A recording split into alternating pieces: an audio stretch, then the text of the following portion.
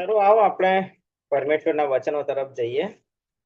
અને આજે આપણે એક નાનો વિષય છે પણ મહત્વની વાત છે, હું તમારી સાથે શેર કરવા માંગુ છું. દેવના વચનનો દરેક ભાગ મહત્વનો જ છે. હું હંમેશા એવું કહું છું કે કંઈક મહત્વનું વાંચે છે ને હોય જ છે કે પણ વિચાર કરતો તો એક બાબત પ્રીચ કરવાની આજે કે ઘણી બધી વખત આપણે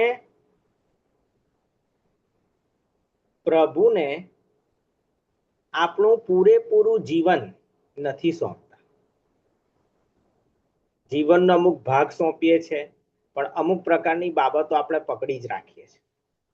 અને આજે હું તમને 5 એવી બાબતો તમારી સમક્ષ મૂકવા માંગુ છું કે જે બી નિશાનીઓ છે કે હજુ આપણે દેવને ફૂલ્લી સરેન્ડર નથી થયા. ધ્યાનથી સમજજો. એવી 5 બાબતો આજે હું તમારી સાથે શેર કરવા માંગુ છું. એવી 5 બાબતો કે જો આમાંની એક બાબત કે એકથી વધારે બાબત જો તમારા જીવનમાં છે તો એ બતાવે છે કે હજુ આપણે દેવ પર પૂરેપૂરો વિશ્વાસ કર્યો નથી, અથવા જે રીતે પ્રભુ ચાહે છે કે આપણે આપણું જીવન પ્રભુને સોંપીએ એ રીતે આપણે હજુ સોંપ્યું નથી. ઘણી બધી વખત આપણે શું કરીએ છીએ કે પ્રભુને આપણું જીવન સોંપીએ છીએ પણ સોંપેલું નથી રાખતા, પાછું લઈ લઈએ. ખ્યાલ આવે છે કે આપણે પ્રભુને કંઈક કહીએ છીએ, પ્રભુ આ કરો, સારું હવે તમે કરો, પછી પાછું આપણે પ્રભુ પાસેથી જાણે અધિકાર લઈ લઈએ છીએ, આપણે કશું કરવા માંડીએ છીએ. તો આજે 5 નિશાનીઓ હું તમારી સાથે વહેંચવા માંગુ છું કે એક મૂલ્યાંકનનો વિષય છે કે શું હજુ સુધી આપણે દેવને પૂરેપૂરી રીતે સમર્પિત થયા છે કે નથી થયા. શું આપણે દેવ પર પૂરેપૂરો વિશ્વાસ કરીએ છીએ કે નથી કરતા. જો આપણે દેવ પર પૂરેપૂરો વિશ્વાસ કરીએ છીએ તો સમજો આપણે દેવને કામ કરવા દઈશું. પણ જ્યારે આપણે દેવ પર વિશ્વાસ નથી કરતા તો જ્યારે દેવ કામ કરતા હોય છે ત્યારે આપણે વચ્ચે હાથ નાખ્યા કરીશું કે અને માટે એક પછી એક આપણે 5 બાબતો જોવા માંગીએ છીએ કે આપણે દેવને પૂરી રીતે સમર્પિત થયા છે કે નથી થયા, આપણે ચેક કરવાનું છે. ઓકે, તો પહેલી બાબત જે હું તમને કહેવા માંગુ છું, શું આપણે પરિણામોને કંટ્રોલ કરવાની કોશિશ કરીએ છીએ. જો આપણે આપણા જીવનમાં રિઝલ્ટને, પરિણામોને કંટ્રોલ કરવાની કોશિશ કરીએ છીએ તો પછી આપણે પ્રભુને જીવન સોંપ્યું નથી. આપણે એ સમજવાની જરૂર છે કે તમારા જીવનમાં કોઈ પ્રશ્ન છે કે અને તમે એ પ્રશ્ન પ્રભુને જણાવ્યો, પ્રાર્થના કરી, પ્રભુ પર વિશ્વાસ કર્યો અને પ્રભુએ જ્યારે તમને એવું કીધું કે સારું હું જોઈ લઈશ, તો પછી આપણે એમાં પરિણામોને કંટ્રોલ કરવાની કોશિશ નથી કરવાની. કે જો આપણે પ્રાર્થના કરીએ છીએ પણ ત્યારબાદ જો આપણે વધારે પડતી ચિંતા કરીએ છીએ અને આપણે દેવને બધું હેન્ડલ કરવા કહીએ છીએ પણ આપણે બધી ડિટેલ મેનેજ કર્યા કરીએ છીએ, આમાં પણ હાથ નાખીએ, પેલામાં પણ હાથ નાખીએ, તો પછી બતાવે છે કે આપણે દેવ પર પૂરેપૂરો વિશ્વાસ નથી કરતા. જ્યારે શમુએલે શાઉલને કીધું કે ભાઈ 1 અઠવાડિયા પછી હું આવીશ, પણ 1 અઠવાડિયા દરમિયાન શમુએલ ન આવ્યા અને શાઉલે શું કર્યું, ધનારપણો ચઢાવ્યા. એને કંટ્રોલ પોતાના હાથમાં લઈ લીધું. એને એવું લાગવા માંડ્યું કે હવે શમુએલ નહીં આવે અને લોકો વિખેરાઈ જવા માંડ્યા છે તો લોકોનો મારામાં વિશ્વાસ જતો રહેશે. આ કેવો રાજા, આ રાજાથી કઈ થતું લાગતું નથી, મારામાં લોકોનો જે વિશ્વાસ છે જતો રહેશે. એને એ બીકમાં એ બધું કંટ્રોલ કરવા માંડ્યો. એને દેવ શમુએલને મોકલશે, દેવ કામ કરશે, દેવ મારી પાસેથી રાજ્યાસન નહીં લઈ લે, એવો વિશ્વાસ રાખવાને બદલે એને શું કર્યું, પોતે જ પોતાનું રાજ્યાસન બચાવવા માટે લાગી ગયો. આપણે પ્રભુ કરતા વધારે એક્ટિવ નથી થઈ જવાનું. આ એક બોટમ લાઈન છે. આપણે પ્રભુ કરતા વધારે સક્રિય નથી થઈ જવાનું. શાઉલ તો પ્રભુ કરતા વધારે સક્રિય થઈ ગયો અને બધું બગડી ગયું.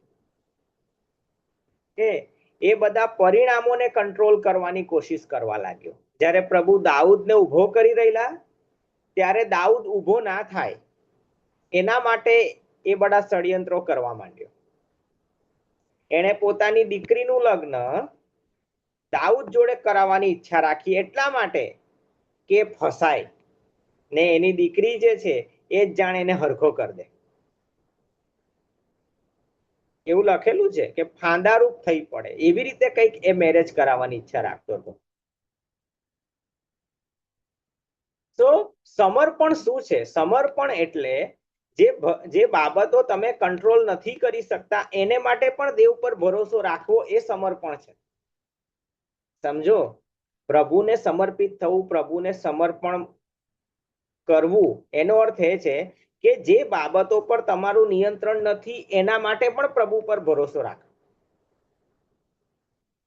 ખબર છે? જેમ કે આપણે જોઈએ છે દાઉદ એ પરમેશ્વર પર ભરોસો રાખતો હતો. એને ખબર હતી કે પ્રભુએ મને રાજા બનવા માટે બોલાવ્યો છે, પણ એ શાઉલને કંટ્રોલ નહોતો કરતો. એ બસ પોતાને બચાવતો હતો. ઘણી બધી વખત લોકો એવું કીધું કે યહોવાએ છે ને શાઉલને તારા હાથમાં સોંપી દીધો છે, પણ એ મારવા ના ગયો. એ પરિણામોને કંટ્રોલ નહોતો કરતો. આપણે સમજવાની જરૂર છે કે જો આપણે પ્રભુના હાથમાં કંઈક સોંપ્યું છે અને ખરેખર આપણે પ્રભુમાં વિશ્વાસ કર્યો છે, ઓકે, તો પ્રભુ કરતા વધારે સક્રિય ના થઈ જાવ અને પરિણામોને કંટ્રોલ કરવાની કોશિશ ના કરો. જો શમવેલ નથી આવ્યો તો હું રાહ જોઈશ, પણ હું શમવેલનું કામ નહીં કરવા માંડું. પ્રભુ નથી આવ્યા તો હું પ્રભુની રાહ જોઈશ, હું પ્રભુનું કામ નહીં કરવા માંડું. હું પ્રભુ નહીં બની જાઉં, હું પ્રભુને જ પ્રભુ બનવા દઈશ. મારા જીવનમાં પ્રભુ જ પ્રભુ છે, હું પ્રભુ નહીં બનું.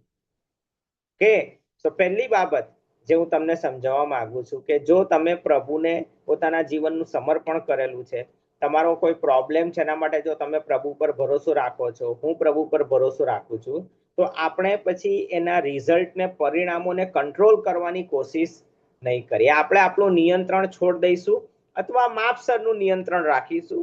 જ્યારે પ્રભુ કહેશે ત્યારે કંઈક કરીશું, બરાબર છે. બાકી આપણે પ્રભુ બનવાની કોશિશ નહીં કરીએ અને દેવ કરતા વધારે સક્રિય આપણે નહીં થઈ જઈએ. આ એની નિશાની હશે. કે બીજો પોઈન્ટ, જો આપણે ખરેખર પ્રભુને પૂરી રીતે સમર્પિત થયેલા છે અને સમર્પણ કરેલું છે, તો એનો એક બીજો પુરાવો એ છે કે જ્યારે આપણને વાતોમાં સેન્સ લાગે ત્યારે જ આપણે વિશ્વાસ કરીએ છીએ એવું નથી, પણ જ્યારે આપણને વાતોમાં કોઈ સેન્સ નથી લાગતી ત્યારે પણ આપણે પ્રભુ પર ભરોસો કરીએ છીએ. ઘણા બધા લોકો કેવા છે કે પ્રભુ કંઈક કે ને પછી વિચારે, અરે આ પ્રભુની કોઈ વાતમાં કોઈ સેન્સ છે ખરી? જો સેન્સ મને સમજાય ને તો હું પ્રભુની આજ્ઞા માનીશ, અને મને જો એની સેન્સ, એનું લોજિક નહીં સમજાયું તો હું પ્રભુની વાત નહીં માનું. એટલે પ્રભુ કે પછી હું ચેક કરીશ. આ યોગ્ય નથી. દેવે ઇબ્રાહિમને કીધું તારા એકના એક દીકરાનું જઈને બલિદાન આપ. હવે પ્રભુએ એને જ કીધેલું કે તારા પેટનો દીકરો ઈસાક અને પુષ્કળ બાળકો થશે. હવે ઈસાક જ જો મરી જશે તો ક્યાંથી થશે? પછી શું? ભવિષ્ય શું? તો જાણે કે પ્રભુનું પ્રોમિસ અને પ્રભુની હમણાંની આજ્ઞાનું લોજિક બંને એકબીજાની વિરુદ્ધ છે. બરાબર છે? પ્રભુનું પ્રોમિસ અને પ્રભુની આજ્ઞાનું લોજિક બંને એકબીજાથી વિરુદ્ધ છે. એ સમયે પણ ઇબ્રાહિમ આધીન થયા. એ સમયે પણ દેવે ઇબ્રાહિમને જે કરવા કીધું એમણે કર્યું. ઇબ્રાહિમે પ્રભુની આજ્ઞા માનવી એને સૌથી મુખ્ય મુદ્દો બનાવ્યો. પ્રભુની આજ્ઞાનું લોજિક મને સમજાય છે કે નથી સમજાતું એ નહીં, એ મુદ્દો નથી. મુદ્દો એ છે પ્રભુની આજ્ઞા માનવી. અને માટે જો આપણે ખરેખર પ્રભુ પર ભરોસો રાખીએ છીએ, ખરેખર આપણે પ્રભુને સમર્પિત થયેલા છીએ, તો પછી આપણને સેન્સ લાગે ના લાગે, આપણને લોજિક સમજાય ના સમજાય, પણ આપણે પ્રભુ પર ભરોસો રાખીશું. બરાબર છે. લોતના કુટુંબને પ્રભુએ કીધું કે તમે જાઓ પેલી બાજુ જતા રહો ને પાછળ વળીને જોતા નહીં. હવે એ સમયે આ આજ્ઞામાં કઈ લોજિક નહોતું, સ્વાભાવિક લોજિક નહોતું. આત્મિક લોજિક હશે પણ સ્વાભાવિક લોજિક નહોતું. કેમ પાછળ નહીં જોવાનું? પાછળ જોવાથી શું થઈ જવાનું? બરાબર છે. પણ પેલી સ્ત્રીએ પાછળ વળીને જોયું અને ખારનો થાંભલો થઈ ગઈ. આપણે સમજવાની જરૂર છે કે આપણે પ્રભુની આજ્ઞામાં સેન્સ નથી શોધવાની, પ્રભુની આજ્ઞામાં લોજિક નથી શોધવાનું. એ પણ પ્રભુને આપેલું એક માન છે કે તમે વિશ્વાસ કરો છો ઊંડામાં ઊંડે કે પ્રભુ કંઈક વિચારીને મને કહેતા હશે. મિલિટરીમાં એવું કહેવાય છે કે જ્યારે પણ તમારો બોસ, તમારો લીડર તમને એવું કે ફાયર, તમારે ફાયર કરવાનું. ઊંધું ફરીને એવું પૂછાય ના, સાહેબ કેમ ફાયર કરવાનું છે હમણાં? કેમ? તમે પાછળ ફરવા ગયા ને એમાં સામેથી દુશ્મનની ગોળી તમને વાગી જશે. એટલે શું છે કે જ્યારે તમારો મિલિટરી ઓફિસર એવું કે ફાયર, ત્યારે તમારે ફાયર કરવાનું. બસ મિલિટરીમાં એ નિયમ હોય છે. એવી જ રીતે તમારે સમજવું પડશે કે પ્રભુ તમને જે કરવા કે તમે હમણાં કરો. એમાં લોજિક, એમાં સેન્સ, એ બધું શોધવા ના જાઓ. ને જ્યારે આપણે એ રીતે પ્રભુની પાછળ ચાલીએ છીએ, એ બતાવે છે કે આપણે ખરેખર પ્રભુના વિઝડમ પર, એટલે એમના ડાપણ પર આપણે ભરોસો કરીએ છીએ. અને માટે એવા સમયો આવશે તમારા જીવનમાં જ્યાં તમને અલગ લાગશે કે અરે પ્રભુએ આવું કીધેલું ને હમણાં આવું કરવા કે છે. પણ જો તમને ખરેખર ખબર છે કે પ્રભુ હમણાં આ કરવા કઈ જ રહ્યા છે તો એ કરો. દેવે ઇબ્રાહિમને કીધું તારા એકના એક દીકરાનું બલિદાન આપ, અને એને આપ્યું. કે તો આપણે પ્રભુને સમર્પિત થયેલા છીએ કે નહીં, ખરેખર 100% સમર્પિત છીએ કે નહીં, એના માટે ઘણી બધી વખત અથવા અમુક વખત પ્રભુ તમને કંઈક એવું કરવા કહી શકે છે કે જેમાં કોઈ લોજિક ના હોય, જેમાં કોઈ સેન્સ ના હોય. જેમ દેવે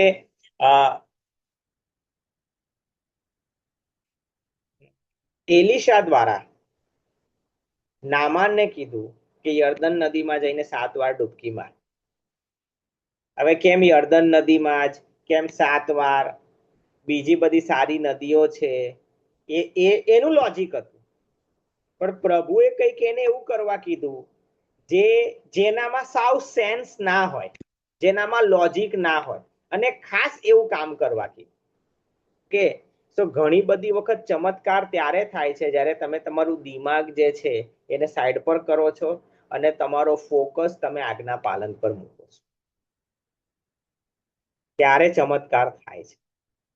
અને માટે બીજો પોઈન્ટ મેં તમને સમજાવ્યો કે જો આપણે પ્રભુને પૂરેપૂરું સમર્પણ આપણે કરેલું છે તો પછી આપણે દેવની વાતોમાં કોઈ લોજિક કે સેન્સ શોધવા જવાની જરૂર નથી. ઓકે, આપણે બસ વિશ્વાસ કરવાનો છે, પ્રભુ જે કે આપણે કરવાનું છે. ઓકે, ત્યારે કહી શકાશે કે આપણું સમર્પણ વ્યવસ્થિત છે. ઓકે, ત્રીજી બાબત, જે બાબતો દેવે તમને છોડવાની કીધી છે, જે બાબતો દેવે તમને મૂકી દેવાની કીધી છે, મને મૂકી દેવાની કીધી છે, એ તરફ જ્યારે આપણે પાછા જવા માંડીએ છીએ તો એ સાબિત થાય છે કે આપણે દેવને સોંપાયેલા નથી.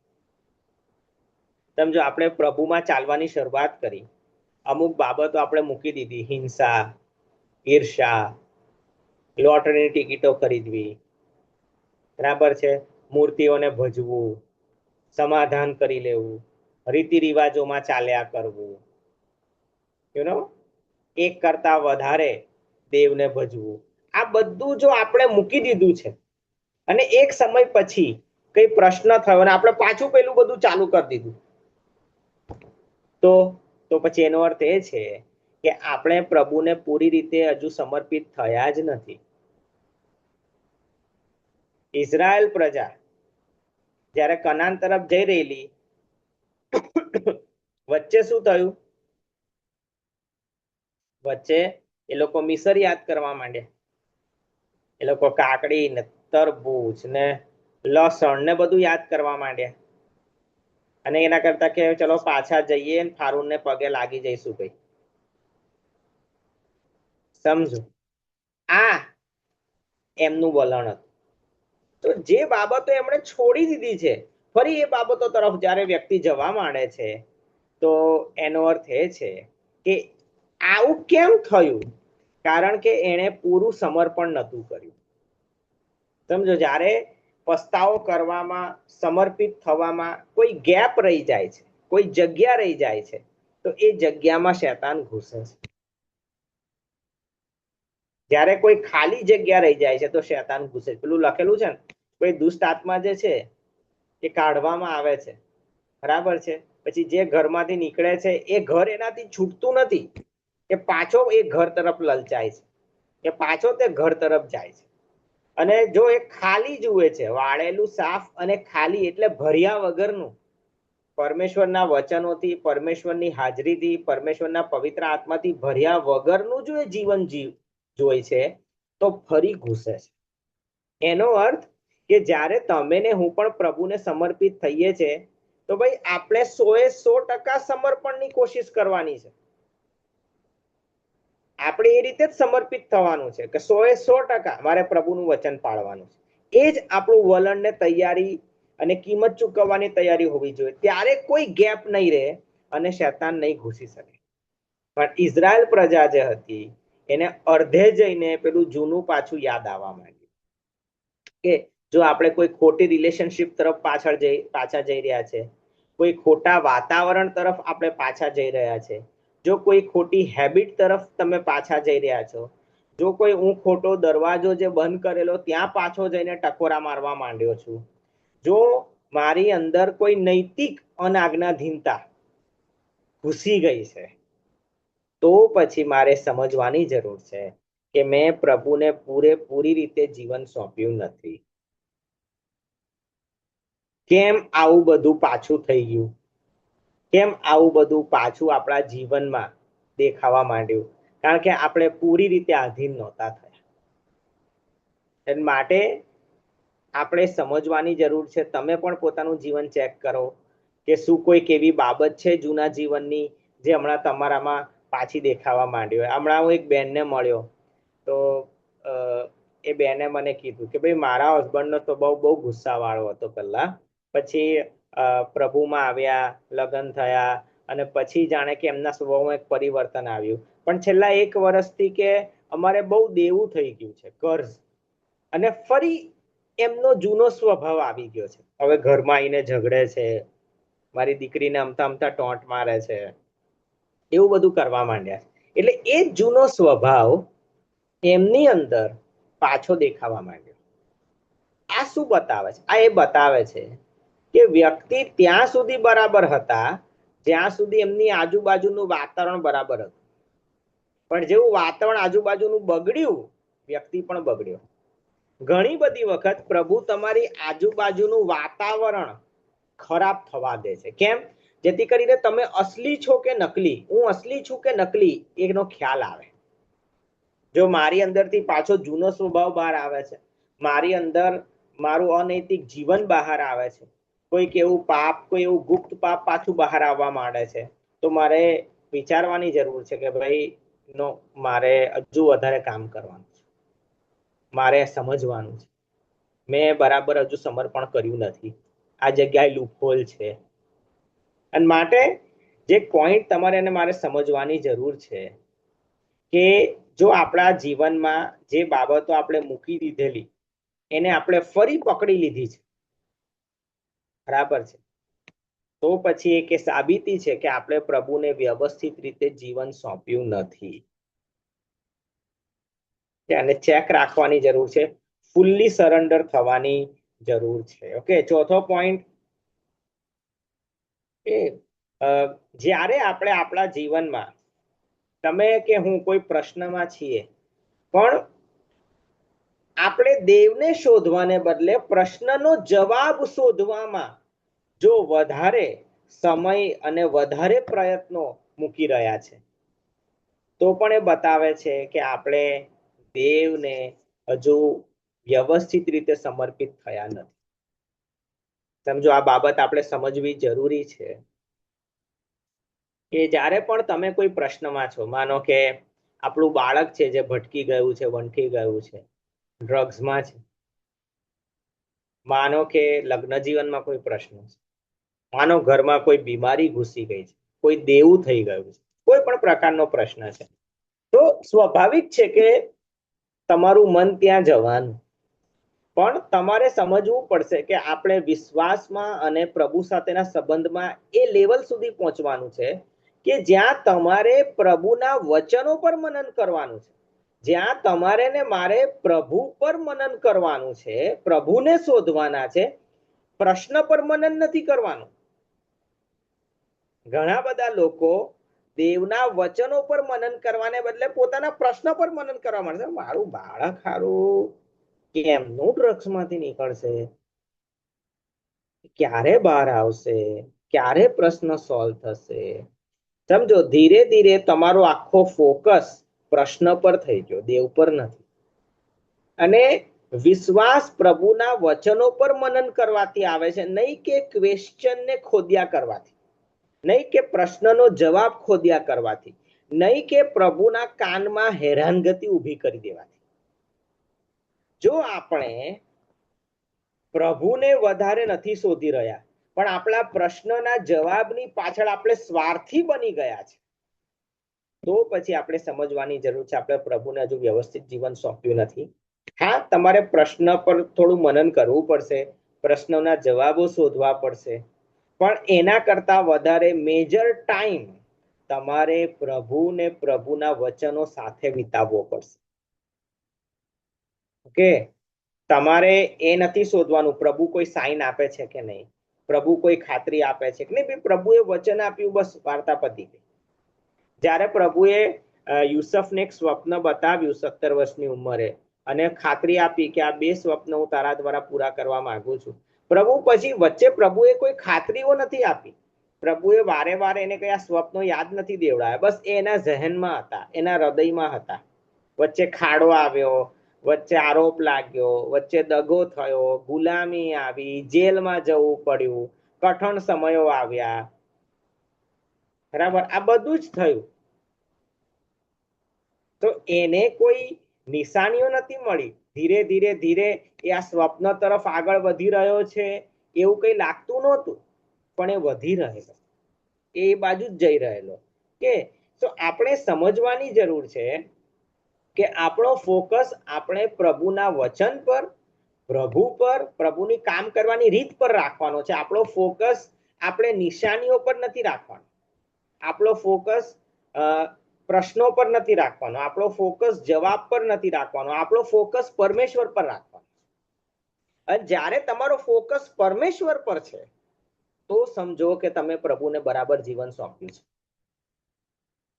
હું પ્રભુ પાછળ એટલે નથી ચાલી રહ્યો કે મારા પ્રશ્નનો જવાબ મળે, એ તો મળશે, એ તો મળશે. અને ઘણી બધી વખત પ્રભુ જે છે એ તમને ઘણા બધા સમય સુધી તમારા પ્રશ્નનો જવાબ નથી આપતા કે હમણાં શું થઈ રહ્યું છે તમને નથી ખબર પડતી. યુસફના જીવનમાં 17 વર્ષે એને સ્વપ્ન બતાવ્યું ને 30 વર્ષે અધિકારી બન્યો. વચ્ચેના 13 વર્ષમાં કઈ કામ બદલાઈ રહ્યું હોય એવું નતું લાગી રહ્યું, બધું એવું ને એવું જ હતું. ઓકે, સો ઘણી બધી વખત પ્રભુ જે કામ કરી રહ્યા છે પડદાની પાછળ, એ તમને નથી ખબર પડવા દેતા. સમજો, એકચ્યુઅલી યુસફના જીવનમાં કામ થઈ રહેલું, યુસફ માટે પ્રભુ કામ કરી રહેલા, પડદાની પાછળ પ્રભુ કામ કરી રહેલા, પણ એ યુસફને દેખાતું નહોતું. પ્રભુ યુસફ માટે એક જ અપેક્ષા રાખતા હતા, યુસફ તું વિશ્વાસ વધારે કર, હું તને કોઈ જવાબ આપું કે ના આપું, હમણાં તારું કામ થઈ રહ્યું છે તને દેખાય કે ના દેખાય, એની ખાતરી તને મળે કે ના મળે, કે પછી એની નિશાનીઓ તને દેખાય કે ના દેખાય, તારે બસ વિશ્વાસ રાખવાનો છે. હમણાં હું તને કોઈ નિશાની બતાવવાનો નથી, હમણાં શું કામ ચાલી રહ્યું છે, 1 માળ બન્યો, 2 માળ બન્યા, 5 માળ બન્યા, 10 માળ બન્યા, હું તને કઈ કહેવાનો નથી, બસ તારે વિશ્વાસ રાખવાનો છે. અને યુસફે એવું જ કર્યું, યુસફે એવું જ કર્યું. ઘણી બધી વખત પ્રભુ તમને વિશ્વાસ કરવા માટેનો પડકાર આપે છે. તું વિશ્વાસ કર, કામ થઈ રહ્યું છે કે નથી થઈ રહ્યું એ પછીની વાત છે, એ મારો વિષય છે, તારે વિશ્વાસ કરવાનો. જ્યારે એસ્તરના અને મોર્દખાઈના જીવનમાં પ્રશ્નો આવ્યો, યહૂદીઓ પર પ્રશ્નો આવ્યો કે ભાઈ એ લોકો તો આખા જ નાશ પામે એવા છે. તો ત્યારે એસ્તરે 3 દિવસનો ઉપવાસ કર્યો, અને 3 દિવસનો ઉપવાસ કર્યા પછી આપણે જોઈએ છે કે રાત્રે રાજાને ઊંઘ ના આવી. ઊંઘ ના આવી તો એણે ઇતિહાસનું પુસ્તક મંગાવ્યું. ઇતિહાસના પુસ્તકમાં મોર્દખાઈની વાત નીકળી, અને મોર્દખાઈને બદલો આપવાનો છે એવી વાત નક્કી કરવામાં આવી. પણ આમાંનું કશું પણ એસ્તર અને મોર્દખાઈને નથી ખબર. આ બધું પડદા પાછળ ચાલી રહ્યું છે. આ બધું રાજાના બેડરૂમમાં થઈ રહ્યું છે. પ્રભુ કામ કરી રહ્યા છે, પણ પ્રભુ જે કામ કરી રહ્યા છે એની ખબર પ્રભુએ એસ્તર અને મોર્દખાઈને આપી નથી. એ લોકોએ વિશ્વાસ કરવાનો કે મેં પ્રભુને પ્રાર્થના કરી છે, હું મહેનત કરી રહ્યા છે, ઉપવાસ કરી રહ્યા છે, પ્રભુ સાથે બેસી રહ્યા છે, તો પ્રભુ કોઈ ખૂણામાં કામ કરી રહ્યા છે. બસ. તો હું તમને જે સમજાવવા માંગુ છું કે એસ્તર અને મોર્દખાઈએ પ્રશ્ન પર ફોકસ ના કર્યો, જવાબ પર ફોકસ ના કર્યો, પ્રભુ પર ફોકસ કર્યો, પ્રભુના વચન પર ફોકસ કર્યો, પ્રભુ સાથે સમય વિતાવવા પર ફોકસ કર્યો, પ્રભુના વચન પર મનન કરવા ફોકસ કર્યો. કે તો તમારે ને મારે ફોકસ સાચવવાનો છે. ઓકે, પ્રભુ તમને તમારી સામે જ હોટલમાં તમે જઈને ઓર્ડર આપો છો, બરાબર, કે ભાઈ મારે આ ખાવું છે, તો શું તમારી સામે બનાવે છે? એ તો કિચનની અંદર બને છે. તમને વિશ્વાસ છે અડધો કલાક પછી મારી સામે પ્લેટ આવી જશે. આપણે કઈ કિચનમાં ભાઈ બનાવો છો કે નહીં જોવા જાવ છો? તમે નહીં જતા ને. આપણે નથી જતા. શું વારે વારે મેનેજરને પૂછીએ છે એટલે બનાવે છે ને કે પેલો ઊંઘી ગયો, બનાવે છે ને કે ભીંડા લેવા ગયો? ભાઈ તમને ખબર છે કે ભાઈ ભીંડાય હશે, પનીર પણ હશે, દાળ પણ હશે, રાઈસ પણ હશે, ઘઉં પણ હશે, અંદર બનતું હશે, થોડી વારમાં બહાર આવશે. તમારી સામે નથી બનાવતા, પણ તમને ખવડાવે છે ખરા. એ રીતે તમારે સમજવાની જરૂર છે કે પ્રભુ પણ જ્યારે તમે પ્રાર્થના કરો છો, ઉપવાસ કરો છો, વિશ્વાસ કરો છો, વચન પર મનન કરો છો, અંદર કિચનમાં કામ ચાલુ છે, બરાબર છે, પણ આપણે કઈ હોટલમાં કિચનમાં નહીં ઘૂસતા. એમ પ્રભુ અમુક બાબતો તમારાથી સંતાડી રાખે છે. તમારું કામ એ છે કે પ્રભુ કામ કરી રહ્યા છે એવો વિશ્વાસ તમે રાખો. ઓકે, તો ચોથો પોઈન્ટ એ છે કે જ્યારે આપણે પ્રશ્ન અને જવાબ પર વધારે સમય વિતાવીએ અને દેવ પર જો ઓછો સમય વિતાવીએ તો પછી આપણે પ્રભુને સરેન્ડર થયેલા નથી. જો આપણે પ્રભુને ખરેખર સમર્પિત થયેલા છે તો એની નિશાની એ છે કે આપણે પ્રશ્નો અને જવાબ પર એટલું મનન નહીં કરીએ. 90% મનન, 80% મનન આપણે દેવના વચનો પર કરીશું. પ્રભુ જોડે સમય વિતાવવાનો છે, પ્રશ્ન જોડે નહીં. ઓકે, એક વ્યક્તિએ સરસ વ્યાખ્યા આપી છે, ચિંતા એટલે શૈતાનનું મનન. ચિંતા એટલે શૈતાની મનન, એ નહીં કરવાનું.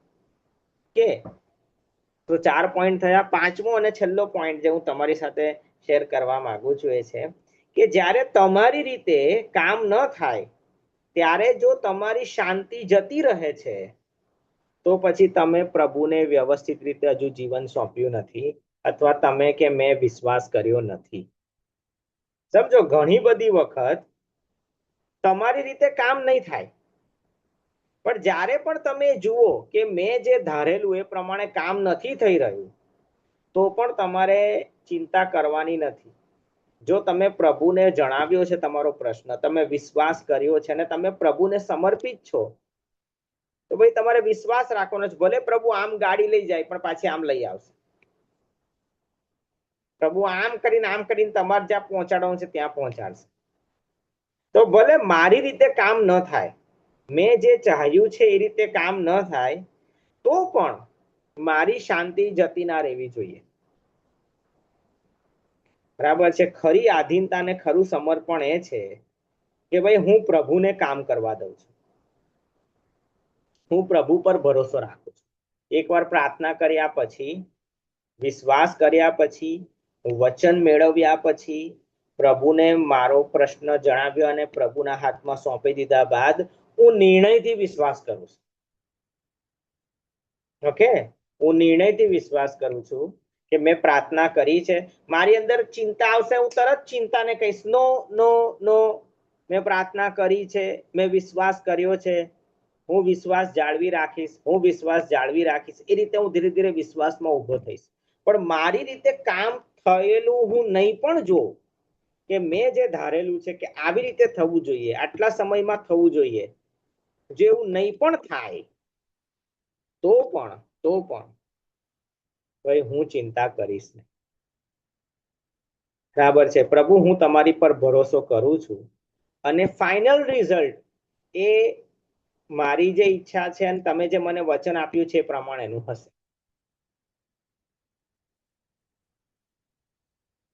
કે આપણે એ સમજવા, ઘણી બધી વખત આ બાબતો અઘરી હોય છે પણ આપણે કરવી પડશે. એક વખત એક દેવના સેવક હતા, એમને બાળક નહોતું થતું એક કપલને, અને લગ્નના લગભગ 5 વર્ષ પછી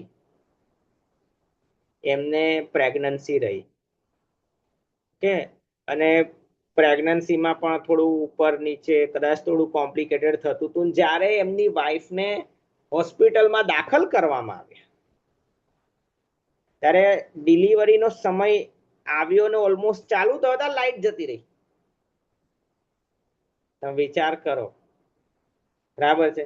પણ એ સેવકે એ સમયે પણ જાણે કે એક પોતાના ફોકસમાં એ રાખ્યું કે પ્રભુ એવું ચાહતો હતો કે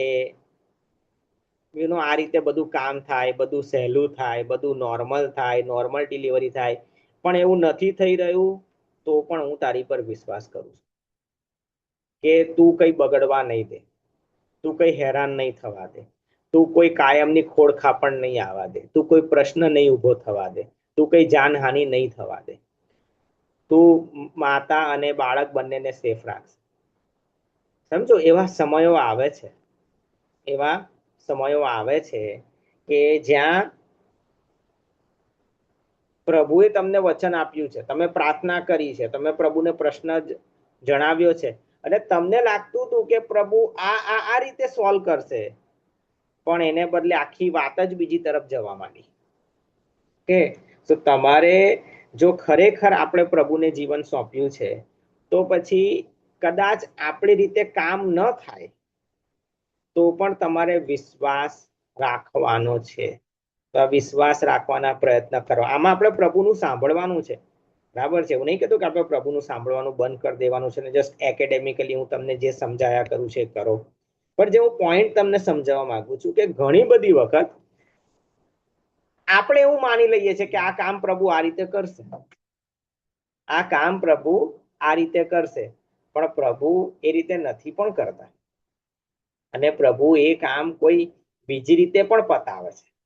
બરાબર. જે તમે દિમાગમાં ધારણા રાખી છે એ ધારણા એ સમયે તૂટે છે. તમે ચાહતા હતા કે 35 વર્ષે આટલું થઈ જાય, તમે ચાહતા હતા 40 વર્ષે આટલું થઈ જાય, તમે ચાહતા હતા કે ભાઈ હું 50 વર્ષનો થાવ ને મારું બાળક પણ 25 વર્ષે પરણી જાય.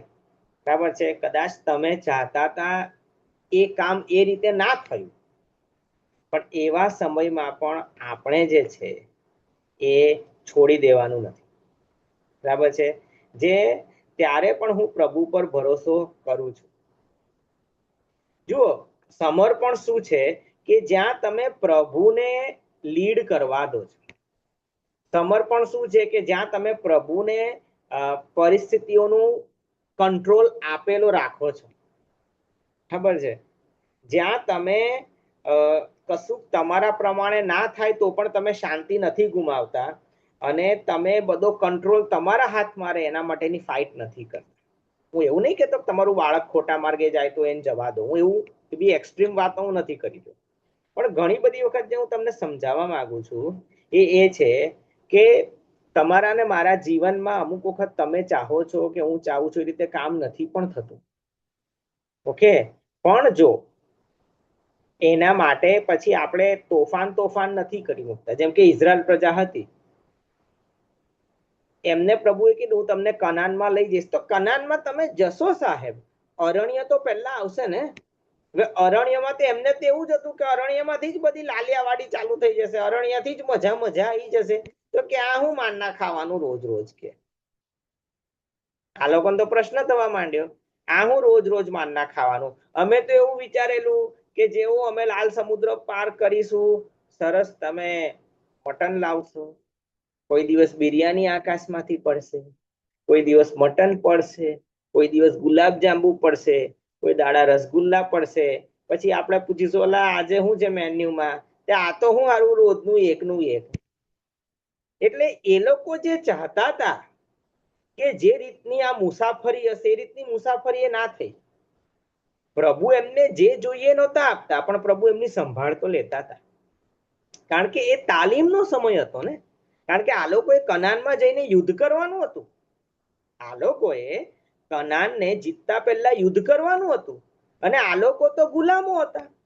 આ લોકો 400 વર્ષથી મિસરમાં હતા, એ લોકોને કઈ તલવાર ચલાવતા નહીં આવડતી, એટલે પ્રભુ એમને શીખવાડવાનું હતું યુદ્ધ કરવાનું, તાલીમનું, સ્ટેમિનાનું, દ્રઢ મનોબળનું, ડરવાનું નહીં લોહી જોઈને, આ બધું એમણે શીખવાનું હતું. પણ એ લોકોની તો વિચારધારા શું હતી કે આપણે જેવું બસ નીકળીશું ને એવું તો આમ અમુક વાર અમે જ્યારે બાઇબલ કોલેજ ને બધું કરતા હતા તો ઘણા બધા ઘરેથી એવી રીતે આવે કે હા બાઇબલ કોલેજમાં તો જબરજસ્ત જમવાનું મળશે. બાઇબલ કોલેજમાં સારું જમવાનું મળે, પણ કે ટેસ્ટી જમવાનું રોજ રોજ ચિકન મટન ના હોય. કે ઈસુ માછલી ખવડાવતા એટલે તમે માછલી ખવડાવો, હવે એવું ના હોય. ઘણી બધી વખત ઘણા બધા લોકોનો માઇન્ડસેટ આવો હોય છે. કેવો હોય છે કે ભાઈ એ લોકોએ એક વિચારધારા ગોઠવી રાખી છે કે ભાઈ પ્રભુ તો છે ને આ રીતે કામ કરશે. જરૂરી નથી. બરાબર છે. એક વખત એક છોકરી હતી, બહુ બહુ સારી છોકરી, આત્મિક છોકરી, અને એને લગ્ન કર્યા. તો એને તો એવું હતું કે ભાઈ જે પણ મારું ઘર હશે એ બહુ જ આત્મિક હશે, અને મારો હસબન્ડ પણ મારા કરતા વધારે આત્મિક હશે. બરાબર છે. પણ એવું નીકળ્યું નહીં. એનો હસબન્ડ એના કરતા ઓછો આત્મિક, એના સાસુ સસરા સારા લોકો પણ એટલા આત્મિક નહીં એમ. અને એ છોકરીએ તો બહુ જ બધા જણા પ્રશ્નો કરી દીધા, આ શું. એટલે એને કેવું હતું કે જો હું બહુ આત્મિક છું તો પ્રભુ મને મારા કરતા વધારે આત્મિક માણસો મધ્ય લઈ જશે, પણ જરૂરી નથી. પ્રભુએ તમને એવી જગ્યાએ મૂક્યા જ્યાં તમારા કરતા લોકો ઓછા આત્મિક છે, અને તમારા ખ્રિસ્તના પ્રેમ દ્વારા તમારે એમને પ્રભુ તરફ વાળવાના છે, એવું તમને પ્રભુએ એસાઇનમેન્ટ આપ્યું. તમે એવું માનતા હતા કે ભાઈ તમને તો જાણે એવું ઘર મળશે કે જે જબરજસ્ત આત્મિક હોય. સારું છે, અપેક્ષા રાખી શકાય, ખોટું નથી. પણ તમારે સમજવાની જરૂર છે કે ભાઈ આપણા માર્ગો એ પ્રભુના માર્ગો નથી, અને પ્રભુના વિચારો એ આપણા વિચારો નથી. ને ઘણી બધી વખત એ સમજવું જરૂરી છે કે કદાચ તમારા હિસાબે અને તમારી રીતે કામ ન થાય તો પણ આપણે પ્રભુમાં ચાલવાનું મૂકી દેવાનું નથી, સમર્પણ છોડી દેવાનું નથી, આપણી શાંતિ જતી રહે એવું ના થઈ જવું જોઈએ. અને આ જ પરિસ્થિતિ હંમેશા રહેશે એવું પણ નથી ને. આજે આ પરિસ્થિતિ છે, 5 વર્ષ પછી પરિસ્થિતિ બદલાઈ જશે. તો ઘણી બધી વખત ખ્રિસ્તી લોકોના જીવનમાં જે પ્રશ્ન થાય છે કે એમણે પોતે પહેલેથી જ પોતાના મગજમાં એક ચિત્ર, એક નકશો તૈયાર કરી રાખ્યો છે કે આવું જ થશે, પ્રભુ આવું જ કરે ને. નહીં, જરૂરી નથી. પ્રભુ તમને સંઘર્ષ આપી શકે છે, પ્રભુ તમારા જીવનમાં પડકારો આપી શકે છે. જ્યાં તમને એવું લાગતું હોય કે બહુ નિરાંત મળશે, બહુ કૃપા મળશે, બહુ મોટી મદદ મળશે, બહુ સારા વાના મળશે, એની જગ્યાએ તમને તાલીમ મળે, એ જગ્યાએ તમને પડકાર મળે, એ જગ્યાએ તમને કઠણ સમયો મળે, એની જગ્યાએ તમને બહુ માપસરની કૃપા મળે, એની સામે તમને બરાબર છે તમારી ઈચ્છા પ્રમાણેના પરિણામો ના મળે. હમણાં પ્રભુએ તમને એવી જગ્યાએ મૂકી દીધી, બરાબર. તો પછી આપણી શાંતિ જતી રહે એવું ના થઈ જાય. તમારે સમજવું જોઈએ, આપણે સમજવું પડશે કે આ પ્રભુનું આયોજન છે. બાઇબલ કહે છે દેવ યુસુફની સાથે હતો. યુસુફ આશીર્વાદિત હતો, બરાબર. બાઇબલમાં લખ્યું ભાગ્યવાન, પણ એકચ્યુઅલી શબ્દ છે આશીર્વાદિત. યુસુફ આશીર્વાદિત હતો. એ આશીર્વાદિત યુસુફ સૌથી પહેલા ખાડામાં ગયો. શું થયું? સાહેબ પહેલા ખાડામાં ગયા. વાત થયેલી છે ની કે બધા એની સામે નમશે. સૂર્ય ચંદ્ર તારાની વાતો થઈ તો દાઢે તારા દેખાઈ ગયા. પહેલા જ કઈ ગયા? ખાડામાં. પણ બાઇબલ કે છે દેવ એની સાથે હતા, પ્રભુ ખાડામાં પણ એની સાથે. યુસુફની શાંતિ જતી ના રહી. એને ખબર છે પ્રભુ મારા માટે એક રસ્તો તૈયાર કરી રહ્યા છે. આ રસ્તો દરેક ગલી ખૂચીમાંથી જશે. કે તમે ચાહો કદાચ એ રીતે કામ ના પણ થાય, પણ આપણી શાંતિ જતી ના રહેવી જોઈએ. પ્રભુએ જ્યારે સિકલાગ બાળી નાખવામાં આવ્યું દાઉદનું, ત્યારે દાઉદ રડ્યા અને પ્રભુ પાસે સલાહ માંગી. તો પ્રભુએ કીધું જા, તું બધું પાછું લઈ આવીશ. 600 માણસ નીકળ્યા અને 200 માણસ તો રસ્તામાં થાકી ગયા. નાળું જ ક્રોસ ના કરી શક્યા. સીધા 600 માંથી 400 થઈને ઉભા રહ્યા. જે રીતે દાઉદ ચાહતા હતા કે આ યુદ્ધ જીતવામાં આવે, એને બદલે એવું ના થયું. 600 ના 400 થઈ ગયા. પ્રભુએ વચન આપ્યું, પ્રભુએ કીધું તું જીતશે. તો કૃપા હોર એવી જોઈએ ને. 600 ના 600 નહીં, 600 ના 400 થઈ ગયા. જે રીતે વિચારેલું દાઉદે કે આ યુદ્ધ જીતીશું, એવું ના થયું. તેમ છતાં પણ એને આગળ વધવાનું ચાલુ રાખ્યું. એ વચ્ચે પણ એને પ્રભુ પર ભરોસો છોડ્યો નહીં. એને એક બાબુ, ભલે 200 માણસ ઓછા થઈ ગયા, એ 200 માણસોની કમી પ્રભુ ભર દેશે. બરાબર છે. એ રીતે ચાલતું, એ રીતે એ ચાલતા ગયા. કે તો જ્યારે તમારી રીતે કામ ન થાય ત્યારે જો આપણે શાંતિ ગુમાવી દઈએ છે, વિશ્વાસ ગુમાવી દઈએ છે, તો પછી આપણે પ્રભુને હજુ બરાબર સોંપાયા નથી. જો આપણે પ્રભુને બરાબર સોંપાયા છે તો એ ટેસ્ટ કરવા માટે પ્રભુ એવું કરશે કદાચ અમુક સમયે કે તમારી રીતે કામ નહીં થવા દે. તમારી રીતે કામ નહીં થાય. તમે જે ધાર્યું હશે એ રીતે કામ નહીં થાય. શિષ્યોને લાગ્યું ચલો ઈસુએ કીધું ચલો ભાઈ આપણે હોડીની પેલે પાર જઈએ, તો બસ અંદર જઈને રિલેક્સ થઈ ગયા, ગીતો ગાવા માંડ્યા, આજુબાજુ ડાપોળિયા મારવા માંડ્યા. જે સમજાવવા કહું છું, મજા લેવા માંડ્યા. એમને તો એવું કીધું એટલે પહોંચી જ જઈશું ના, કીધું એટલે પહોંચી જશું એવું નહીં. તમારે વિશ્વાસ કરવાનો છે, એ વચનને પોતાની અંદર ઠસાવવાનું છે, વિશ્વાસમાં ઉભા થવાનું છે, મજબૂત અને દ્રઢ થવાનું છે, વચન પર મનન કરવાનું છે. એમને તો એવું હતું કે મજા કરતા કરતા પહોંચી જઈશું, પણ વચ્ચે તોફાન આવી ગયું. એમને જે હતું કે આ મુસાફરી જે રીતે આપણે કાપીશું એને બદલે કોઈ બીજો જ રીતે એ લોકો એ મુસાફરી કાપી. ત્યારે તમારી કે મારી રીતે કામ ન થાય ત્યારે પણ શાંતિ જાળવી રાખવી એ સમર્પણની નિશાની છે. ઓકે, તો 5 બાબતો આપણે જોઈ. પહેલી બાબત છે પરિણામોને કંટ્રોલ કરવાની કોશિશ ના કરો જો તમે સમર્પણ કરેલું છે તો. બીજું છે ભલે તમને લોજિક કે સેન્સ ના લાગે તો પણ દેવનું વચન પાળો.